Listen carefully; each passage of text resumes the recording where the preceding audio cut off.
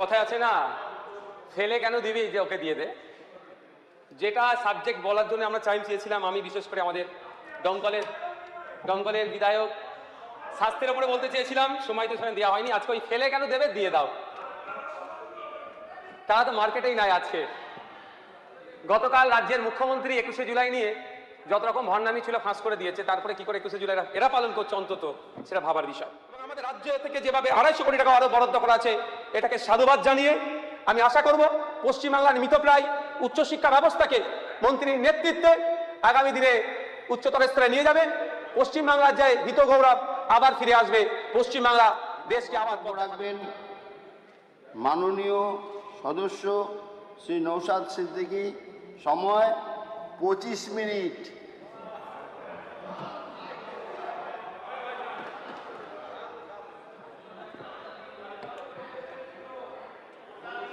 কথায় আছে না, ফেলে কেন দিবি যে ওকে দিয়ে দে।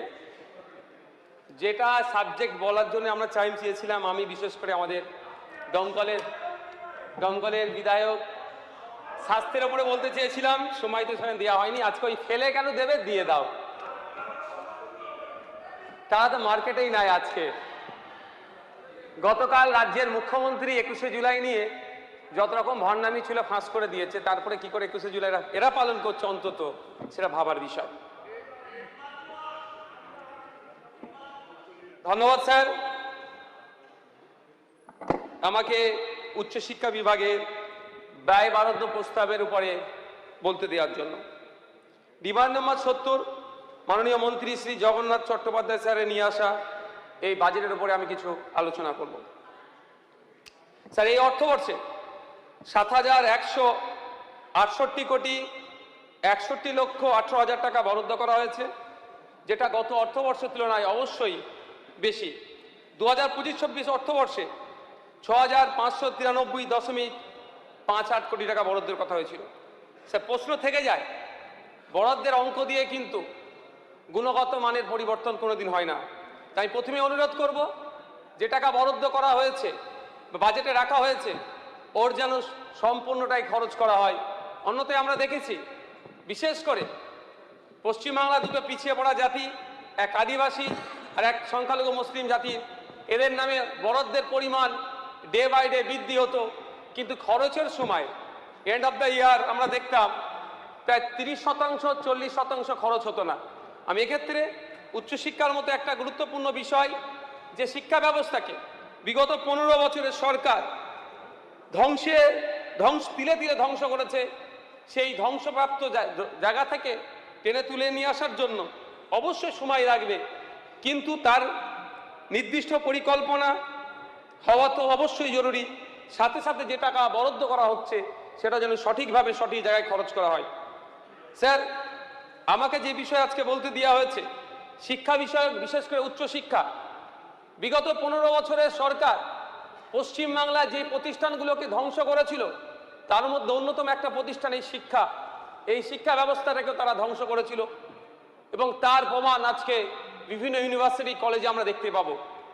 গত কদিন আগে প্রথম সারির এক পত্রিকাতে পাবলিশ হয়েছিল, কলকাতা ইউনিভার্সিটি পোস্ট গ্রাজুয়েট সাবজেক্টে অ্যাডমিশন টেস্টের যে নির্দিষ্ট টাইম দেওয়া হয়েছিল, যে এই টাইমের মধ্যে অ্যাডমিশন টেস্ট যারা দিতে চাই তারা ফর্ম ফিল আপ করবে, কিন্তু ওই নির্দিষ্ট টাইমের মধ্যে যে সংখ্যক সিট সংখ্যা ছিল তার প্রায় 30 থেকে 40% পূরণ হয়নি।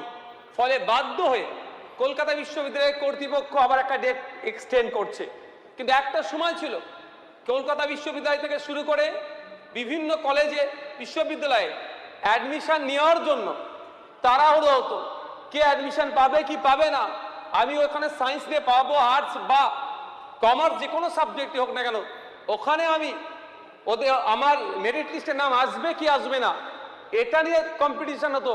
আর এখন ডেটকে এক্সটেন্ড করতে হচ্ছে, যে নতুন করে আমরা আবার ডেট দিচ্ছি, তোমরা কেউ যদি অ্যাডমিশন নিতে চাও আসো আমার কাছে অ্যাডমিশন নাও। মানে এই যে দুরবস্থা তৈরি করেছে 15 বছর ধরে, এর খেসারত আজকে আমাদের বাংলার যুব সমাজকেও দিতে হচ্ছে। কলেজ, বিগত দিনে কলেজের মতো প্রতিষ্ঠান, ইউনিভার্সিটির মতো প্রতিষ্ঠানে কোনো ধরনেরই নির্বাচন ছিল না। আমরা যারা এখানে আসছে আমাদের আগে আমাদের বক্তা বলছিলেন, আমাদের গোপাল চট্টোপাধ্যায় বাবু বলছিলেন একটা তার অভিজ্ঞতার কথা। সেই সময়ও ভোটাভুটি হতো, কম্পিটিশন হতো ছাত্র সংসদ নির্বাচনের জন্য, কিন্তু এখন সেই ছাত্র সংসদ নির্বাচন তুলে দিয়ে বিগত 15 বছর ধরে একচেটিয়া শিক্ষা প্রতিষ্ঠানগুলোকে বকলমে পার্টি অফিস বানিয়ে রেখেছিল। সরকার পরিবর্তনের পরে বেশ কিছু শিক্ষা প্রতিষ্ঠানে আমরা দেখলাম, যেটা কলকাতার নামি দামি কলেজেও গিয়ে দেখলাম, সেখানে কিভাবে শিক্ষা প্রতিষ্ঠানের ছাদে রুমকে তারা তাদের বেডরুম বানিয়ে এবং সে সমস্ত প্রতিষ্ঠানগুলোর মধ্যে কি ধরনের অরাজকতা করতো। আমি নতুন করে হাউসে আর সেই শব্দগুলো এখানে আনছি না। স্যার, বিগত 15 বছর আমরা দেখেছি পরিচালন কমিটির ক্ষেত্রে, আমি আমার ভাঙড় বিধানসভার কথা বলি, আমি বিধায়ক হিসাবেও সেই পরিচালন কমিটিতে আমি স্থান পাইনি বলে এটা আমার দুঃখের বিষয় নয়, কিন্তু এমন জায়গায় দেখা গিয়েছে যার সাথে দূর দূরান্ত থেকে কোনোভাবেই শিক্ষার কোনো সম্পর্ক নাই, সেই ধরনের ব্যক্তিদেরকে নিয়ে কলেজের মাথায়, ইউনিভার্সিটির মাথায় বসিয়ে দিচ্ছে। স্যার, আপনার শুনলে অবাক হবেন, আপনার মাধ্যমে আমি হাউজের জানাতে চাই, সে এখন অবশ্য জেলের মধ্যে আছে। আলিয়া বিশ্ববিদ্যালয় সংখ্যালঘুদের স্বপ্নের প্রতিষ্ঠান, সেই বিশ্ববিদ্যালয়ের সর্বোচ্চ কমিটির মধ্যে একজন নটোরিয়াস ক্রিমিনালকে বিগত সরকার বসিয়ে দিয়েছে। তাই আমি আশা করব পরিচালন কমিটির ক্ষেত্রে নিয়ম নির্দেশিকা নির্দিষ্ট করা হোক যে কারা ইউনিভার্সিটি, কারা কলেজে পরিচালন কমিটির অন্তর্ভুক্ত হতে পারবে, তাদেরও শিক্ষাগত যোগ্যতা কি থাকা প্রয়োজন, সেটাও খুব সঠিকভাবে যাতে মূল্যায়ন হয়, সঠিকভাবে যাতে দেখভাল হয়, তারও ব্যবস্থা করা দরকার। স্যার, আমরা বিগত 15 বছরের কথা একটু এই জন্যই চর্চা করছি, কারণ আমিও শিক্ষিত, আমিও ডিগ্রি অর্জন করেছি। আমার সাথে যারা ডিগ্রি অর্জন করেছে তারাও প্রতিনিয়ত আমার সাথে যোগাযোগ রাখে, তাদের ক্ষোভের কথাটা আজকে আমি এখানে তুলে ধরছি। স্যার, শিক্ষিত বেকার যুবকদের চাকরির কোনো দিশা ছিল না, আর যদি অল্প কিছু চাকরি হয়েছিল তা এত দুর্নীতি করতে সুপ্রিম কোর্ট পর্যন্ত পৌঁছে গিয়েছে। স্যার, এখন কলেজে গেস্ট লেকচারারদেরকে দিয়ে কলেজের কাজ মিটিয়ে নেওয়া হচ্ছে, বা অন্যান্য ক্ষেত্রে যে কর্মচারী আছে গ্রুপ ডি থেকে শুরু করে গ্রুপ এ, যেখানেই বলুন না কেন, কন্ট্রাকচুয়ালের মাধ্যমে চালাচ্ছে। ফলে সে সমস্ত জায়গাতে সেইগুলোকে ফুল টাইম যাতে করা যায়, এবং গেস্ট লেকচারার যারা আছেন সমকাজে সমবেতনের কথা স্যার বললেন, আগে এক বক্তা বললেন, আমিও সহমত যে সুপ্রিম কোর্টের যে গাইডলাইন আছে সমকাজে সমবেতনের ব্যবস্থা তাদের করা দরকার। স্যার, সাথে সাথে স্যাট নিয়ে যে সমস্যা, তাদের বিভিন্ন ক্ষেত্রে তাদের সমস্যার সম্মুখীন হতে হচ্ছে। যেমন তারা যখন গবেষণা করার জন্য প্রস্তুতি নিচ্ছে, সেক্ষেত্রে তারা ফুল টাইমারদের মতো সমান সুবিধা পাচ্ছে না, ফলে কোনো না কোনো অংশে তারা পিছিয়ে পড়ছে। শুধু তাই নয় স্যার, তা বিগত সরকারের আমলে স্বাস্থ্যসাথী কার্ডের পরিষেবা তারা পেলেও, কিন্তু একজন সরকারি কর্মচারী হিসাবে যে হেলথ স্কিমের মধ্যে আসা দরকার, সেক্টর তারা পায় না। আমি অনুরোধ করব সেক্টরের মধ্যে যারা আছেন তাদের যে সমস্যাগুলো আছে, উচ্চশিক্ষায় গতি আনার জন্য তাদের যে ভূমিকা আছে, আরও তাদের উন্নততর তাদের কাছ থেকে পরিষেবা পাওয়ার আশায় তাদের যে সমস্যাগুলো আছে সমাধান করা। স্যার, আসলে এখানে বাজেটে একটা বড় অঙ্ক দেখাচ্ছে, অ্যাকচুয়াল উচ্চশিক্ষায় কিন্তু ব্যয় নয়। আমরা যতটা ইনভেস্ট করব উচ্চশিক্ষায় আমাদের স্টেটের জন্য, আমাদের রাজ্যের ফিউচারের জন্য অতটাই উত্তম। স্যার, বর্তমানে all India survey on higher এডুকেশনের তথ্য অনুযায়ী এবং স্টেটের বিভিন্ন দেওয়া তথ্য অনুযায়ী প্রায় 2200টি উচ্চশিক্ষা প্রতিষ্ঠান আমাদের রাজ্যে আছে। কিন্তু বিগত 15 বছরে দেখছিলাম যে প্রাইভেট ইউনিভার্সিটি, প্রাইভেট কলেজ বা বেসরকারীকরণের দিকে একটা ব্যাপক ঝোঁক নিয়েছিল। আমি অনুরোধ করব এই সমস্ত শিক্ষা প্রতিষ্ঠানের সোশ্যাল অডিট করা হোক, স্পেশাল অডিট করা হোক, কোন তথ্যের ভিত্তিতে, কোন কাগজের ভিত্তিতে এদেরকে এই আপনার এই সার্টিফিকেট প্রদান বা এই সুযোগগুলো দেওয়া হলো। কারণ স্যার, আমরা দেখেছি যে প্রাইভেট ইউনিভার্সিটিগুলো করতে গেলে যে ফিক্সড ডিপোজিট হিসাবে, এন্ডোমেন্ট ফান্ড হিসাবে 10 কোটি টাকা সেখানে রাখার কথা ছিল, এবং সিকিউরিটি ডিপোজিট হিসাবে 1 কোটি টাকা ফিক্সড করে তার পেপার রাজ্য সরকারের হাতে দেওয়ার কথা ছিল। এমন সব তথ্য আছে এই প্রাইভেট ইউনিভার্সিটিগুলো এই যে 10 কোটি টাকার এন্ডোমেন্ট ফান্ড সেটাও ভেঙে বা সেটাও তুলে নিয়ে অন্য খাতে খরচ করছে, যেটা সম্পূর্ণরূপে হায়ার এডুকেশন ডিপার্টমেন্টের যে রমস কন্ডিশন আছে তার বহির্ভূত কাজ করছে। স্যার বিভিন্ন জায়গাতে দেখলাম private BEd college, DElEd college, law college থেকে শুরু করে যেভাবে ব্যাঙের ছাতার মতো গজিয়ে উঠছে প্রাইভেট কলেজগুলো, ফলে সরকারি শিক্ষা প্রতিষ্ঠানগুলো কোনো না কোনো জায়গায় যেমন মার খাচ্ছে, উল্টে এই বেসরকারি শিক্ষা প্রতিষ্ঠানের চাকচিক্যর আড়ালে যেভাবে হেভি অংশের একটা ফিজ নেওয়া হচ্ছে, সেক্ষেত্রে গ্রামীণ যারা আছে ছাত্রছাত্রীরা, শিক্ষার্থীরা এই ফিজ বেয়ার করার পক্ষে তারা অকৃতকার্য হচ্ছে, ফলে তারা হায়ার এডুকেশন থেকে কোনো না কোনো জায়গায় পিছিয়ে পড়ছে। এমনি স্যার যে তথ্য যদি আমরা দেখি ভারতবর্ষের জাতীয় গড় শিক্ষার হারে 80.9%, সেখানে যদি আমরা একটু এগিয়ে আছি পশ্চিমবঙ্গে 82.6%। কিন্তু স্যার একটা জিনিস যদি আমি লক্ষ্য করি, খুবই পরিতাপের বিষয়, 18 থেকে 23 বছর বয়সের উচ্চশিক্ষা গ্রহণের জাতীয় গড় 29.5%। সেখানে আমাদের ওয়েস্ট বেঙ্গলে 18 থেকে 23 বছরের ছাত্রছাত্রীদের উচ্চশিক্ষা গ্রহণের ক্ষেত্রে মাত্র 26.3% জাতীয় গড় থেকে কিন্তু আমরা অনেকটা পিছিয়ে আছি। স্যার এর থেকে যদি আমরা পরিত্রাণ পেতে চাই, তার জন্য দরকার সুনির্দিষ্ট রূপরেখা, সুনির্দিষ্ট পরিকল্পনা এবং পরিকল্পনার বাস্তবায়নের জন্য যে সমস্ত দরকার, যেমন ইকুইপমেন্ট থেকে শুরু করে, হিউম্যান রিসোর্স থেকে শুরু করে, এবং সাথে সাথে আমরা যারা জনপ্রতিনিধি আছি তাদেরও অ্যাক্টিভিটিটা অনেকটা এর উপর নির্ভর করছে। স্যার এই বাজেট বইতে বেশ কয়েকটা পয়েন্ট আমি লক্ষ্য করছিলাম, যেমন এখানে সামাজিক শিক্ষার বিষয়ে যেখানে বলা হচ্ছে এই বিগত অর্থবর্ষে 10,90,96,96,000 টাকা বরাদ্দ করা হয়েছিল, যেটা স্বেচ্ছাসেবী সংগঠনগুলির মাধ্যমে খরচ করা হবে বা সরকার পোষিত সংস্থার মাধ্যমে। কিন্তু স্যার আমি আপনার মাধ্যমে মাননীয় মন্ত্রী মহাশয়ের কাছে অনুরোধ করব, বিশেষ করে এই স্বেচ্ছাসেবী সংগঠনগুলির মাধ্যমে যে টাকা খরচ করা হয়েছে এটার অডিট করানো হোক। কারণ এ ধরনের অনেক তথ্য দেখা গিয়েছে পাইয়ে দেওয়ার নাম করে, শুধু দলের লোকটাকে পাইয়ে দিয়ে প্রকৃত অর্থে যে কাজ খরচ করা দরকার তার পরিবর্তে হরিলুট চলেছে, এটা তদন্ত করা হোক।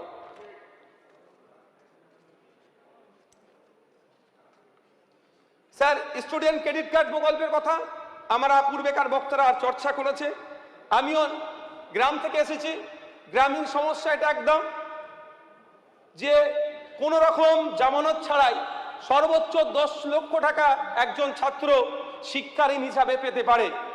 কিন্তু এখানে 1,08,554 জন শিক্ষার্থীকে এই লোন দেওয়া আছে বলে উল্লেখ থাকলেও আমি আশা করব জবাবে আসলে মাননীয় মন্ত্রী মহাশয় উত্তর দেবেন অ্যাপ্লিকেশনের সংখ্যাটা কত। এই অ্যাপ্লিকেশনের সংখ্যা দেখলে বোঝা যাবে কিভাবে এই ধরনের বৈষম্যের শিকার হচ্ছে। এই ধরনের অনেক ঘটনা আছে স্যার, যে অ্যাপ্লিকেশন করেছে, ব্যাংকগুলো একাধিকবার বিভিন্ন ধরনের ভেরিফিকেশনের নাম করে ডিলে করছে, তাদেরকে আটকাচ্ছে। আমার তো মনে হয় এই সমস্যা সুরাহার জন্য উচ্চশিক্ষা দপ্তরের একটা নির্দিষ্ট গাইডলাইন করে দেওয়া দরকার, অথবা যেই ব্যাংকগুলো সরাসরি ঋণ দিতে প্রস্তুত, ওই ঘুরানো টাইম কিল করা বাদ দিয়ে তাদের কয়েকটি ব্যাংকে দরকার লাগলে সে পলিসি তৈরি করে নির্দিষ্ট করে দেওয়া দরকার, অন্তত যারা অ্যাপ্লাই করছে ঋণ নেওয়ার জন্য শিক্ষা ঋণ তারা সহজেই যাতে পেতে পারে। স্যার আমি বারবার বলে এসেছি, বিগত সরকারের আমলে এখানে দেখছি এটা অবশ্যই পজিটিভ, যে আইআইটি আইআইএম এর মতো প্রতিষ্ঠান কলকাতা শহর থেকে দূরে করছে। অবশ্যই সবটাই যেন আমরা দেখছি কলকাতা কেন্দ্রিক হয়ে উঠছে। সে শিক্ষা পরিষেবা নিতে, স্বাস্থ্য পরিষেবা নিতে হলেও আমাদের গ্রামগঞ্জ থেকে কলকাতামুখী হতে হচ্ছে। যখন না অল্টারনেটিভ আমরা ব্যবস্থা করতে পারবো, অল্টারনেটিভ শহর না তৈরি করতে পারবো, অল্টারনেটিভ শিক্ষা প্রতিষ্ঠান না তৈরি করতে পারবো, তাহলে গ্রামীণ এরিয়ার যে সমস্যাগুলো সহজেই সমাধান হবে না। আজকে ভাবতে অবাক লাগবে, ঝাড়গ্রাম থেকে একজন মানুষ যদি ক্যালকাটা ইউনিভার্সিটিতে আসে মাস্টার্স করার জন্য, তাহলে তার জন্য তার থেকে দুর্ভাগ্য আমাদের, আমরা যারা আইন তৈরি করার জায়গায় এসে বসে আছি।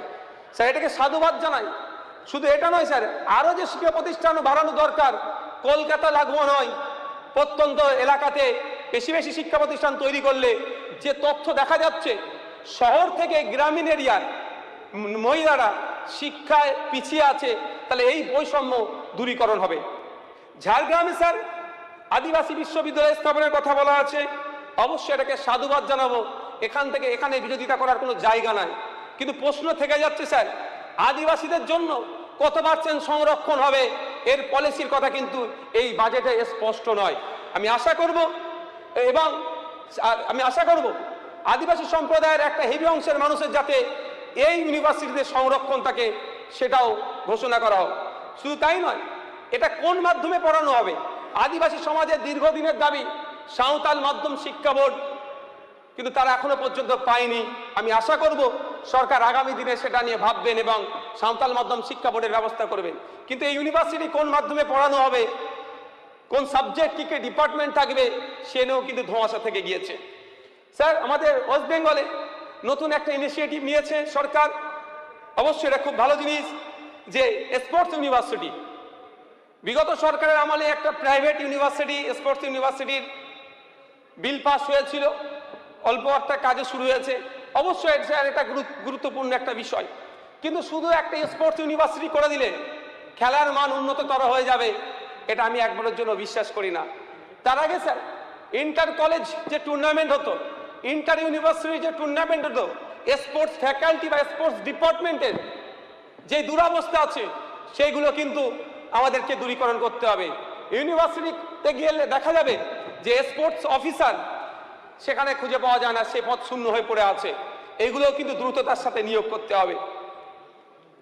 স্যার জাতীয় শিক্ষানীতি বাস্তবায়নের কথা, জাতীয় শিক্ষানীতি নিয়ে অনেক বিরোধ আছে, অনেক মতামত আছে, অনেক ডায়লগ বিনিময় আছে, কিন্তু এখানে যেহেতু এনইপি 2020 বাস্তবায়নের কথা বলা হয়েছে, স্যার বাস্তবায়ন করতে গেলে যেগুলো দরকার, সর্বপ্রথম প্রয়োজন শিক্ষক, পরিকাঠামো, রিসার্চ গ্রান্ট, একাডেমিক সংস্কারের জন্য যে নির্দিষ্ট অর্থের প্রয়োজন, এই বাজেটে কিন্তু স্যার সেইভাবে উল্লেখ নাই।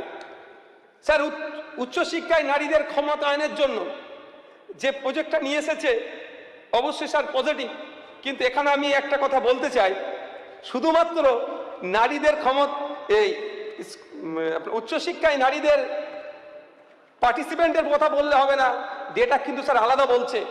নারীদের থেকে স্যার উচ্চশিক্ষায় ড্রপ আউটে পুরুষরা মেল, যেখানে উচ্চশিক্ষায় all India survey on higher এডুকেশনের তথ্য অনুযায়ী উচ্চশিক্ষায় ড্রপ আউট মেল 18 to 23%, আর ফিমেল 13 to 17%। তাই আমাদের মতো ছেলে যারা আছে তাদের জন্য তো কিছু প্রজেক্ট নিয়ে আসতে হবে। তারপরেও বলছি স্যার, এখানে যে 50,000 টাকা করে গ্র্যাজুয়েশন কোর্সে ভর্তি হলে 50,000 টাকা দেওয়ার কথা বলা হয়েছে। আমি আবার রিপিট করছি, এই হাউসে বলেছি, এককালীন এই দেওয়ার আমি বিরোধিতা করব।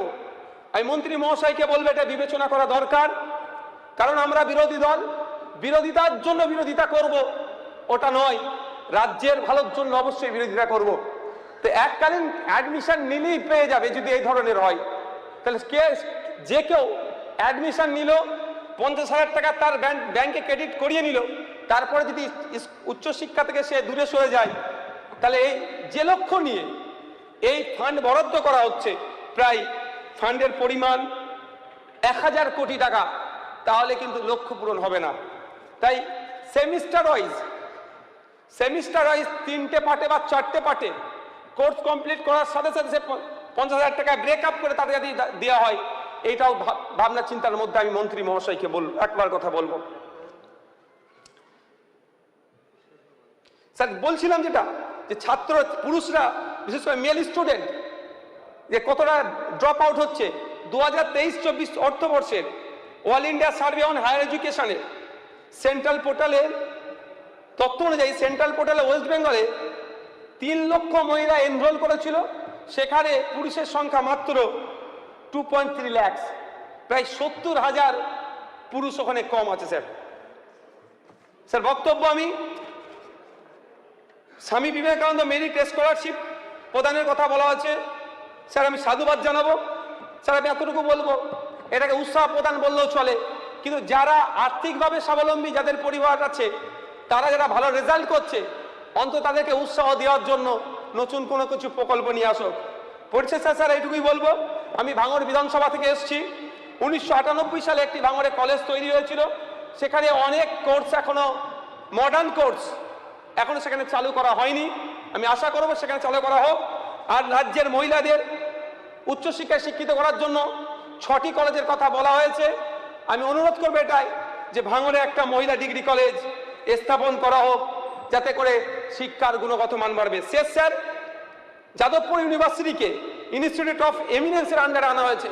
বিগত সরকারের আমলে শুধু কেন্দ্র রাজ্য দ্বন্দ্ব দেখিয়ে উচ্চশিক্ষা প্রতিষ্ঠানগুলোকে যেভাবে কুলসিত করে রেখেছিল, এটা ইনস্টিটিউট অফ এমিনেন্সের আন্ডারে নিয়ে এসে এবং কেন্দ্রীয় বরাদ্দ যেভাবে নেওয়া হচ্ছে এবং আমাদের রাজ্য থেকে যেভাবে 250 কোটি টাকা আরও বরাদ্দ করা আছে, এটাকে সাধুবাদ জানিয়ে আমি আশা করব পশ্চিমবাংলার মৃতপ্রায় উচ্চশিক্ষা ব্যবস্থাকে মন্ত্রীর নেতৃত্বে আগামী দিনে উচ্চতর স্তরে নিয়ে যাবে। পশ্চিমবাংলার যে হিত গৌরব আবার ফিরে আসবে, পশ্চিমবাংলা দেশকে আবার পথ দেখাবে। ধন্যবাদ স্যার।